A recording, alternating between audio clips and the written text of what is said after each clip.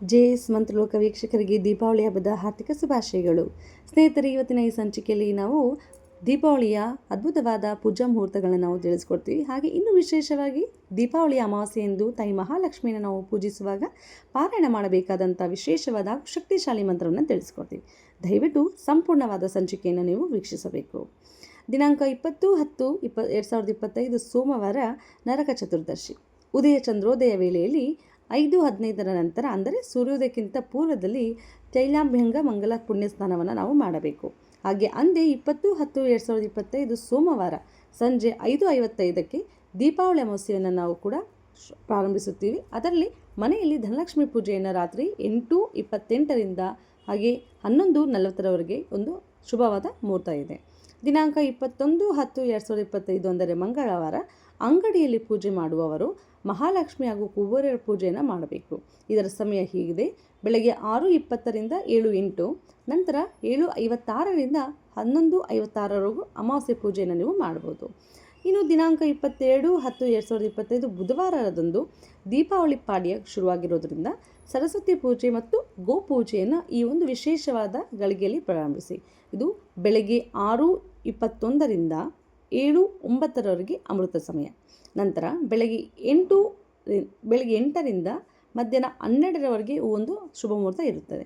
ಇನ್ನು ಉತ್ತರಿ ಪೂಜೆ ಮಾಡುವವರು ಅದೇ ದಿನ ರಾತ್ರಿ 8:30ರಿಂದ 9:18ರವರೆಗೆ ಮಾಡ್ಬೋದು.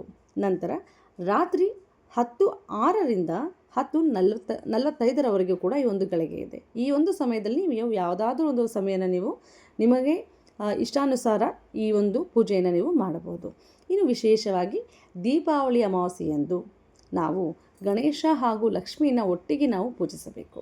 ಇದರಿಂದ ಸಂಪತ್ತು ಮತ್ತು ಬುದ್ಧಿವಂತಿಕೆ ಕೂಡ ನಮಗೆ ಲಭಿಸುತ್ತದೆ. ಈಗ ಗಣೇಶನನ್ನು ಪೂಜೆ ಮಾಡಬೇಕಾದರೆ ಈ ಒಂದು ಶ್ಲೋಕವನ್ನು ಹೇಳಿ: ಓಂ ಗಂ ಗಣಪತಯೇ ನಮಃ. ಈ ಒಂದು ಮಂತ್ರವನ್ನು 3 ಬಾರಿ ಪಾರಾಯಣ ಮಾಡಿ ನಂತರ ಲಕ್ಷ್ಮೀ ದೇವಿಗೆ ಸ್ಮರಿಸುತ್ತಾ ಪೂಜೆಯ ನಂತರ ದೀಪಾವಳಿ ಅಮಾವಾಸ್ಯೆಯ ಈ ಲಕ್ಷ್ಮೀ ದೇವಿಯ ಒಂದು ಮಹಾಮಂತ್ರವನ್ನು ನೀವು ಪಾರಾಯಣ ಮಾಡಿ. ಈ ಮಂತ್ರವು ದೀಪಾವಳಿ ಅಮಾವಾಸ್ಯೆಯ ಪವಿತ್ರತೆಯನ್ನು ಮತ್ತು ಲಕ್ಷ್ಮೀ ದೇವಿಯ ಸರ್ವ ಕಾಮನೆಗಳನ್ನು ಪೂರೈಸುವಂಥ ಶಕ್ತಿ ಕೂಡ ಕೊಡುತ್ತದೆ.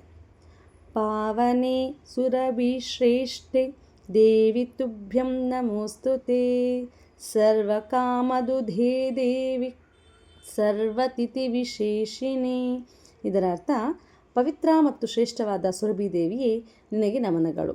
ಎಲ್ಲ ಕೋರಿಕೆಗಳನ್ನು ಪೂರೈಸುವ ಮತ್ತು ಎಲ್ಲ ತಿಥಿಗಳಲ್ಲಿ ಶ್ರೇಷ್ಠಳಾದ ದೇವಿಯೇ, ನಿನಗೆ ನಮನಗಳು ಎಂದು ಅರ್ಥ. ಸ್ನೇಹಿತರೆ, ಈ ಒಂದು ಮಂತ್ರವು ವಿಶೇಷವಾಗಿ ದೀಪಾವಳಿ ಅಮಾವಾಸ್ಯೆಯಂದೇ ನೀವು ಪಾರಾಯಣ ಮಾಡಬೇಕು. ತಾಯಿ ಮಹಾಲಕ್ಷ್ಮಿಯ ಅವರನ್ನು ಪೂಜಿಸುತ್ತಾ ಈ ಒಂದು ಮಂತ್ರವನ್ನು ಸರಿಯಾದ ಉಚ್ಚಾರಣೆಯೊಂದಿಗೆ ನೀವು ಪಾರಾಯಣ ಮಾಡಬೇಕು. ನಿಮಗೆ ಇಷ್ಟಾರ್ಥ ಸಿದ್ಧಿಯಾಗುವುದು ಖಂಡಿತ. ಇನ್ನು ವಿಶೇಷವಾಗಿ ಯಾರಿಗೆಲ್ಲ ಸಾಲ ಬಾಧೆ ಇದೆ, ಯಾರೆಲ್ಲ ನಿಮಗೆ ನಿಮ್ಮ ಸಾಲವನ್ನು ಪಾವತಿ ಮಾಡಬೇಕು ಅಂಥವರು ಕೂಡ ಮನಸ್ಸನ್ನು ಅವರು ಚೇಂಜ್ ಮಾಡಿಕೊಂಡು ನಿಮಗೆ ಕೊಡಬೇಕಾದಂಥ ಸಾಲವನ್ನು ಕೂಡ ಕೊಡ್ತಾರೆ. ಇನ್ನು ನಿಮಗೆ ಯಾವುದೇ ಒಂದು ವ್ಯಾಪಾರ ಅಭಿವೃದ್ಧಿ ಆಗದಿದ್ದರೆ ಈ ಮಂತ್ರವನ್ನು ತಾಯಿ ಮಹಾಲಕ್ಷ್ಮಿಯನ್ನು ನೇಯುತ್ತಾ ಈ ಒಂದು ಮಂತ್ರವನ್ನು ದೀಪಾವಳಿ ಅಮಾವಾಸ್ಯೆಯಂದು ನೀವು ಖಂಡಿತವಾಗಿ ಪಾರಾಯಣ ಮಾಡಿ. ಖಂಡಿತವಾಗಿಯೂ ನಿಮಗೆ ನಿಮ್ಮ ಅದೃಷ್ಟದ ಒಂದು ಈ ದೀಪಾವಳಿ ಮುಂದಿನ ದೀಪಾವಳಿ ಒಳಗೆ ನಿಮ್ಮ ಅದೃಷ್ಟವು ಕೈಗೂಡಿ ತಾಯಿ ಮಹಾಲಕ್ಷ್ಮಿಯ ಆಶೀರ್ವಾದದೊಂದಿಗೆ ನಿಮ್ಮ ವ್ಯಾಪಾರ ಅಭಿವೃದ್ಧಿ ಆಗುವುದು ಖಂಡಿತ.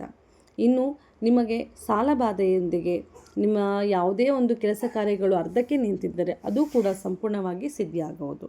ನಮ್ಮ ಜೆಎಸ್ ಮಂತ್ರಲೋಕದ ವಿಶೇಷವಾದ ಈ ಸಂಚಿಕೆಯನ್ನು ನಿಮ್ಮೆಲ್ಲರಿಗೂ ಕೂಡ ತಿಳಿಸ್ಕೊಟ್ಟಿದ್ದೀವಿ.